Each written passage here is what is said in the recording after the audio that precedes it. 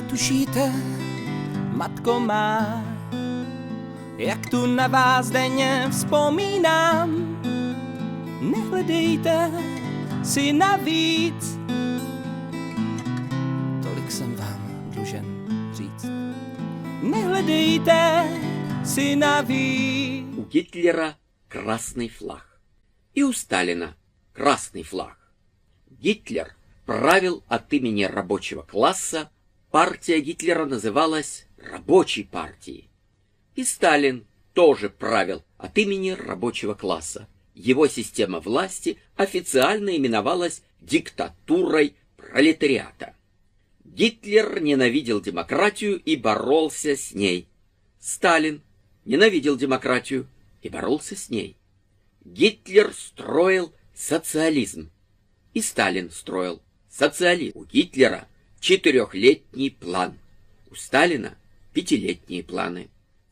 У Гитлера одна партия у власти, остальные в тюрьме. И у Сталина одна партия у власти, а остальные в тюрьме. У Гитлера партия стояла над государством. Страной управляли партийные вожди. И у Сталина партия стояла над государством, страной управляли партийные вожди. Главный праздник в империи Сталина — 1 мая. В империи Гитлера 1 мая. У Гитлера Гитлер-Югент, молодые гитлеровцы. У Сталина комсомол, молодые сталинцы. Но главное в том, что Гитлер говорил одно, а делал другое, как и Сталин. Nečekejte na mě, moji milí, nerad bych já klamal i vás. Nečekejte na mě, moc vás prosím, ve vězení sedím a čekám na provaz. Nečekejte na mě, moc vás prosím, ve vězení sedím a čekám. To jsou ty hlavy, jsou patřičně zakrvácené a jsou to symboly obětí komunistického teroru. A já říkám teroru, protože to teror byl. Ty hlavy samozřejmě symbolizují všechny ty, kteří byli ať už popraveni, zastřeleni na hranicích, nebo všechny vězněné, mučené a další 100 000 lidí, pokud ne více, kterým byly zničeny životy tím, že se nemohli věnovat svému povolání, nesměli z politických důvodů studovat. Mnoho lidí, a to nikdy neodhadneme ten počet, bylo jinak perzekvováno v jejich normálním životě. Martin Vadas, nezávislý dokumentarista, režisér a producent, angažovaný ve věci poznání nacistické a komunistické totalitní minulosti. A vedle mnoha jiných filmů možná jste viděli jeho dílo nazvané Země bez hrdinů, Země bez zločinců, o odbojové činnosti skupiny bratrů Mašínů. Dobrý den přeju, jsem rád, že jsme se tady sešli při této příležitosti. A co k tomu říct? Chci k tomu říct to, že únor 48 není nějakým předělem. Je to vlastně mezník, kdy komunisté se definitivně zmocnili státu, udělali svůj puč, ale problém je v těch všech, kteří jim to dovolili. Byl to proces, který byl postupný, který v podstatě od vlastně toho podpisu té smlouvy asi 43 nějakým způsobem se vyvíjel a co by pro nás mohlo být aktuální a co bychom si my dneska mohli, na co bychom si dneska mohli dát pozor, že je to vlastně poměrně nenápadný. Že vlastně to, co se tady odehrálo od roku 45, tak vypadalo jako, že to je nějaká, říkali tomu, demokratická revoluce, ale když si přečteme všechny ty texty v novinách z tehdejší doby od roku 45 do roku 48, tak ten slovník je podle mýho názoru strašně a strašně socialistický a komunistický. A někdy se dokonce ani nedá odlišit, kdo přesně mluví za socialisty a kdo přesně mluví za komunisty. A ta věc s tou Národní frontou dopadla tak, jak dopadla, a proto se velice obávám nabídek dnešního premiéra Sobotky, když se chytá stébla a chce se chytnout komunistické ruky. Myslím, že to není dobrý nápad a může to být ruka smrtící, tak jako vždycky komunisté o nic jiného neusilovali. Vzpomněl jsem včera v televizi a bohužel jsem to neřekl, protože mě to vždycky nenechali doříct. Já jsem tady našel, že máte být řečníkem na akci jménem Vymítání temna z ulice politických vězňů před budovou KSČM v stejnojmenné ulici v Praze proti vzrůstajícímu vlivu komunistů v České republice. Pane Vadasi, jak se díváte na to, že opravdu 100 let komunismus, komunistický světonázor tady je autentickým, silným společenským proudem v této zemi? No, já se na to koukám asi tak, že Klement Gottwald v roce 29, co si pravil při svém prvním proslovu v parlamentu, a v podstatě to je všechno v intencích tohoto projevu, takže ty nuance, které vy tam zmiňujete nebo hledáte uvnitř toho vývoje v KSČ, já je tam příliš jako významnými nevidím. Já to myslel jinak. Já jsem ani tak nešel, teď mi ani tak nešlo o nějaké nuance, o úkroky doleva doprava. Spíš mi šlo o to, jestli je možné bojovat formou demonstrací, happeningů, petic proti názorovému proudu, světonázorovému proudu, který evidentně je v této zemi zakořeněn už 100 let. Já myslím, že nacisti jsou tady taky nějakým způsobem zakořeněný, ale jsou spravedlivě stíhaný a jsou v Německu prostě vykořeněný víceméně a prostě jde o to, aby tady byl právní stát, a problém je ten, že zločiny komunismu máme v zákonech, ale vlastně nějak ty soudy, které jsou obsazený, jak jsou obsazený, tak nenašli ty zločince k těm zločinům, a to pokládám jako za vlastně nejzásadnější problém polistopadového vývoje, protože tam jaksi ty zločiny jsou objektivně zdokumentovaný, jsou objektivně dokázaný a ty soudy se k ním vlastně nedokázaly postavit tak jako k jiným zločincům. V Německu stíhají nacisty ještě století a na vozejčku a tak dále, protože prostě jsou to nepromlčitelné zločiny. A mě pobavilo docela, když pan režisér Svoboda říkal tu věc o tom, jak se pokládaly ty legitimace po tom roce 89, ale já myslím, že od zločinu se nedá utíct tím, že se položí legitimace.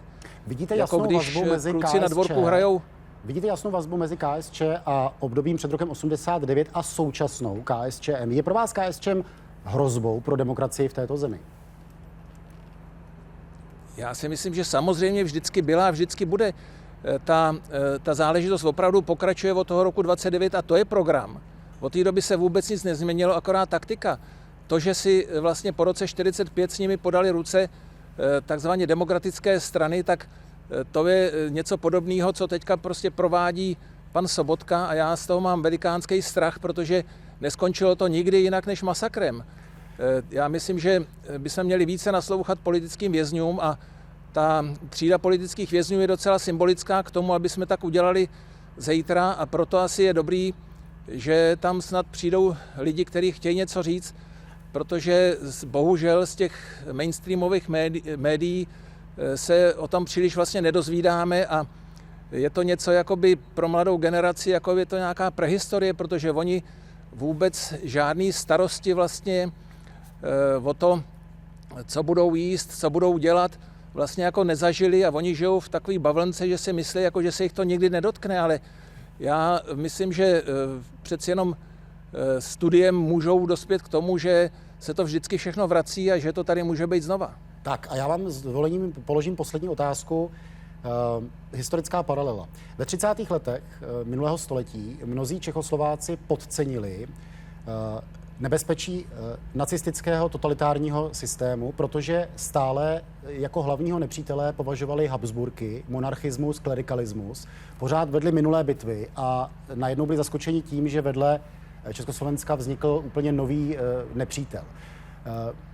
Nemáte trochu obavy, že komunismus je věcí stále více, myslím totalitární komunismus je věcí stále více historickou, která není tou hrozbou číslo 1 v současného světa. Dokonce možná ani ne hrozbou číslo 2 a 3. Já teda za svůj docela dlouhý život jsem nepoznal žádný jiný než totalitární komunismus. Já nevím, který znáte vy, možná někde v Paříži nějaký kavárenský, eurokomunismus v Itálii nebo ve Francii. Ale tam je to zase takovým způsobem jako propojený s tím vlivem toho Ruska. Tam se snažili s tou udělat nějakou letadlovou loď a vlastně, když vyšlo najevo v černé knize komunismu, kdo všechno platil prostě tohleto hnutí, tak se to tam jako rozsypalo jako domeček z karet. Já myslím, že ta věc vy rekriminujete do 30. let, ale ten náš problém jako české bezpečnosti, ten vznikl v roce 26 na Lokarnské konferenci, když nám spojenci naši oznámili, že východní hranice Německa není garantována a my jsme se tvářili jako, že to není tak velký problém, že jsme začali vlastně připravovat naši obranu až daleko pozdě a ono to prostě bylo pozdě, že jsme se nedokázali ubránit a já myslím, že pro tu obranu, pro to nebezpečí z jakéhokoliv směru v podstatě musíme dělat něco my a spolíhat na to, že nebudeme platit do NATO, že nemusíme se zabezpečovat, tak to je dost jako nebezpečná úvaha a děkujeme, to byl vychází to z toho, že vlastně žijeme opravdu jako v dobrém. Režisér a dokumentarista Martin Vadas, děkujeme za váš úhel pohledu. Už nemáme čas, ale i tak děkujeme za to, že jste nám nabídl své názory. Naschledanou. Děkuji. Naschledanou. Tak jsem chtěl vzpomenout ten vlastně první projev Klementa Gottwalda v prosinci 1929, když se dostal do parlamentu a poprvé, co se tam rozhovořil, tak hned mluvil o tom, že se chystají komunisté nám, demokratům a on tenkrát říkal tedy prajzům a nějakým bankéřům a nějakým průmyslníkům a tak dále, že se prostě chystají kroutit krky. A to tam řekl v tom parlamentu, byla tam poslankyně Zemínová, která se proti tomu ohradila a ohrazovali se i ostatní a snažili se nějakým způsobem toho řečníka umravnit, ale on se nenechal a pořád přitvrzoval, ale vlastně on to byl čestný člověk a to, co slíbil, tak to vlastně i udělal. A přesto všechno, co udělal, co vyhlásil a jak se choval, tak přesto s ním ty demokratické strany uzavřely ten holport poválečný. Není pravda, že komunisté tady měli většinu. Není pravda, že vyhráli volby. Vyhráli to jenom vlastně v Čechách. Na Slovensku komunisté nevyhráli v roce 1946. A přesto se jim podařilo s tímto nějakým mandátem se zmocnit celého státu. Je to nebezpečná organizace a dělá úkroky doleva doprava a v podstatě stejně to nakonec vždycky skončí nějakým masakrem. Tak jenom varuju před tím, aby se nějaký, říká se tomu tradiční politické strany, i když politická strana, která neplatí své závazky a která vlastně je financována z různých prapodivných zdrojů, tak nakolik taková strana je demokratická, si nejsem jistý, ale už to, že vlastně jakoby sahá po té komunistické ruce, pokládám za velice nebezpečný.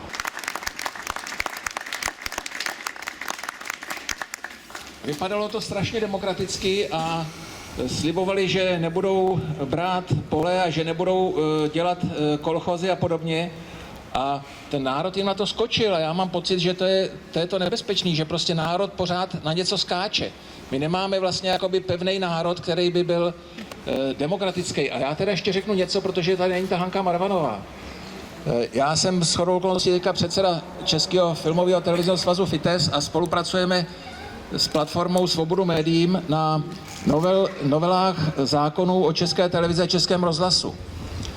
Je to věc, která v podstatě tady měla být už od toho roku 90 a už tenkrát se vlastně hovořilo o tom, že převezmeme bavorský model, který nám je nejbližší a byl by to model, který mohl tenkrát vybudovat a zpevnit občanskou společnost, protože by ty spolky, které tam nominují ty svoje zástupce do rady, které kontrolují rozhlas a televizi v Bavorsku a v Německu ten systém je víceméně obdobný, tak v podstatě na úplně rozvrácené zemi, na vybombardovaném poli v podstatě vybudovali demokratickou společnost, která prosperuje o poznání lépe než ta naše. A přitom ty výchozí podmínky byly opravdu strašidelné, na rozdíl od těch našich, a my pořád váháme, jestli to máme převzít nebo nemáme převzít. A to, jak se k tomu staví politické strany, to by nám mělo být taky trošku vodítkem, jak to vlastně s tou demokracií myslejí doopravdy, protože ten princip, který je teďka vlastně provozovaný, že kdo má většinu v parlamentu, tak ovládá všechno. To znamená, ovládá i to zrcadlo, který má být vlastně jako nastavovaný té politické scéně a určuje, jak má být křivé, rovné, nebo jak má vytvářet hezký obraz o různých politických stranách. Já myslím si, že to je strašně nebezpečná věc, že prostě tady potřebujeme pluralitu a potřebujeme svobodu projevu a média veřejné služby by měly být garantem demokracie a svobody projevu. A ten model, který v tom Německu pomohl přivést Německo k prosperitě a k demokracii, tak si myslím, že by bylo dobré, kdybychom ho převzali. Tak něco asi takového by vám taky možná řekla Hanka Marvanová, tak já jsem trošku jenom zaskočil. Děkuju vám.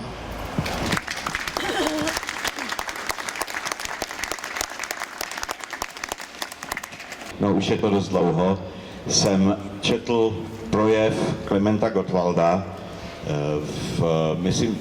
jsem si téměř jistý, že to bylo v parlamentu československém někdy před volbami 1946, kdy Klement Gottwald se dušoval, že ta poválečná komunistická strana je demokratická strana, že samozřejmě byli členem Národní fronty a že ctí parlamentní demokracii a tak dále a tak dále.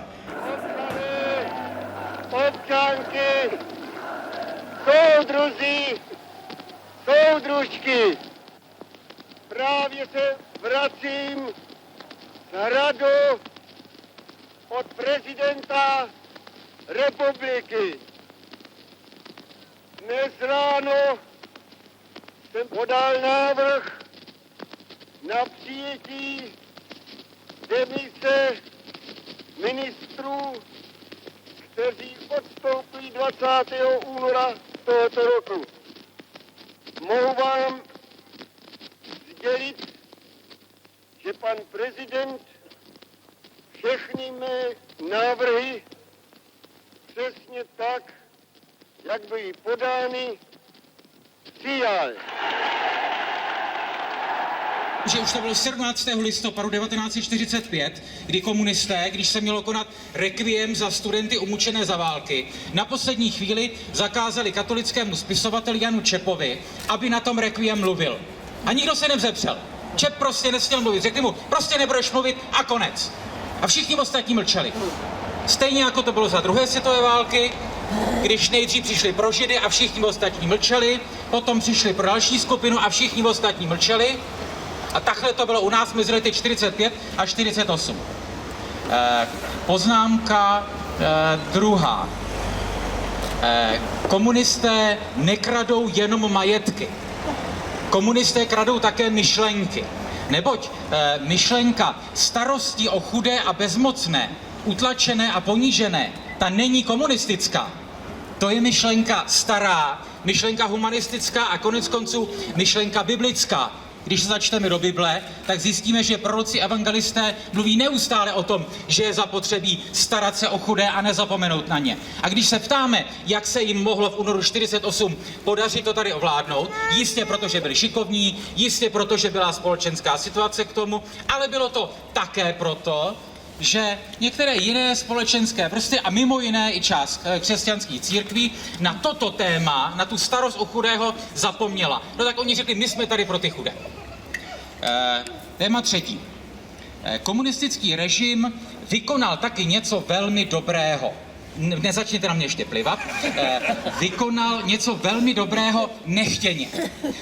Totiž tím, že tolik lidí z elity národa, a já myslím, že slovo elita národa je v pořádku, že to slovo elita je zneužíváno, ale každý národ má a musí mít svoji elitu. Tím, že tolik lidí z elity národa vyhnal do exilu, zavřel do vězení, dal mnohým z nich možnost přemýšlet. A tam v tom exilu a v tom vězení vznikala řada zásadních myšlenek o tom, co dál. A nejenom o tom, co oni udělali špatně, ale také o tom, co my jsme udělali špatně. To znamená tím způsobem, paradoxně, tím, že zavřeli lidi, jako byli Josef Zvěřina, Bonaventura Bouše, tím, že vyhnali do exilu lidi jako Karel Skalický, tak elita českého národa měla příležitost k přemítání, jak dál. Myšlenka čtvrtá. Komunisté se pokusili silné lidi zlomit a slabé použít. A týkalo se to právě i také křesťanských církví. Bez pochyby vám nemusím říkat jméno, seznamovat vás se jménem Plojhar. To byl katolický kněz, který byl ministrem Gottwaldovy vlády a spolupodepisoval v 50. letech všechny rozsudky smrti. A v době Husákově byli zase jiní kolaboranti, jeden z nich vstoupil do literatury skrze známou Magorovu básničku napsanou ve vězení ve Valdicích. Káže otec biskup Vrana, věří, jak mu věří strana. Než jedno je mi s podivem, že při mši svaté nežehná místo křížem, srpem a kladivem. A k tomu ještě jednu podpoznámku. Komunisté, jak známo, když chtějí, dokážou být velmi pragmatičtí, velmi neideologičtí a využít i náboženství. Konec konců tady pláčeme trošku na špatném hrobě, tohle je jenom pobočka. Ta hlavní rezidentura je v nějaké jiné ulici, ve které. A současný kremelský režim nemá s náboženstvím žádný problém. Ten velebí Lenina a Stalina, a vedle toho pravoslavné svaté a pravoslavná hierarchie jim k tomu kadí kadidlem a říká, všechno je v pořádku. A poznámka pátá, poslední. Poznámka pátá, poslední. Můžeme se pohoršovat nad těmi křesťany a vůbec slušnými lidmi, kteří komunismu z nějakých důvodů slouží. Můžeme nevěřit komunistům, kteří, vydrž, už to bude. Můžeme nevěřit komunistům, kteří předevčírem začali hovořit o křesťanských hodnotách, když se to najednou nosí. Ale musíme brát vážně a vděčně možnost, že člověk projde vnitřní proměnou. Protože v dějinách lidstva a v dějinách této země a kultury této země máme mnoho příkladů lidí, kteří byli členy komunistické strany, potom prošli vnitřní proměnou a vykonali lecos dobrého. To, co je nenapravitelné, je ideologie, nikoliv konkrétní člověk. Každý jednotlivý člověk se svojí konkrétní jednotlivou nesmrtelnou duší, dokud žije a dýchá, tak je schopen nápravy. A jestli dovolíte, tak tato slova stvrdím slovy Masarykovými, protože v Čapkových hovorech Masaryk, když je tázán, jaký je nejlepší základ demokracie, tak říká, no to je úcta k jednotlivému konkrétnímu člověku, jednotlivé lidské duši, které jsou si všechny rovny. Amen. Za chvilku budeme vyhánět temno. Ale zatím máme tak 2-3 minutky, než to připravíme. Ať mír dál zůstává s touto krajinou.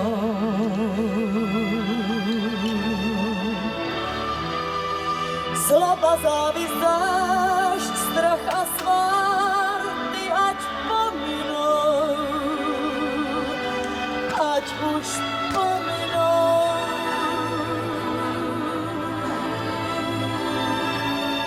Teď, když tvá ztracená vláda věcí tvých zpět se k tobě navrátí,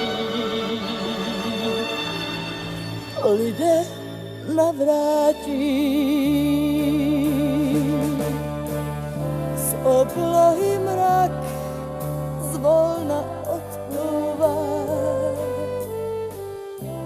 a každý sklízí setvu svou. Modlitba má, ta ať promlouvá srdcím, která zloby čas nespálil, jak květy mráz, jak mráz.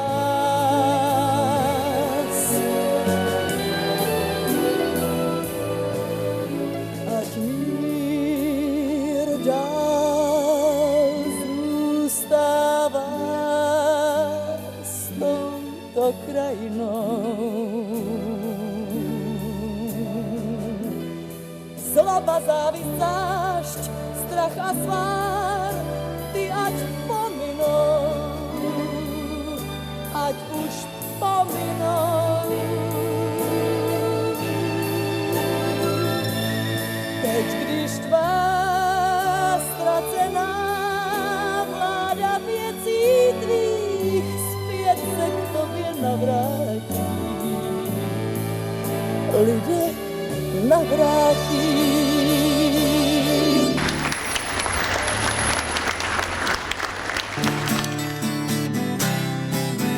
Nečekejte na mě, moc vás prosím, vždyť koukám.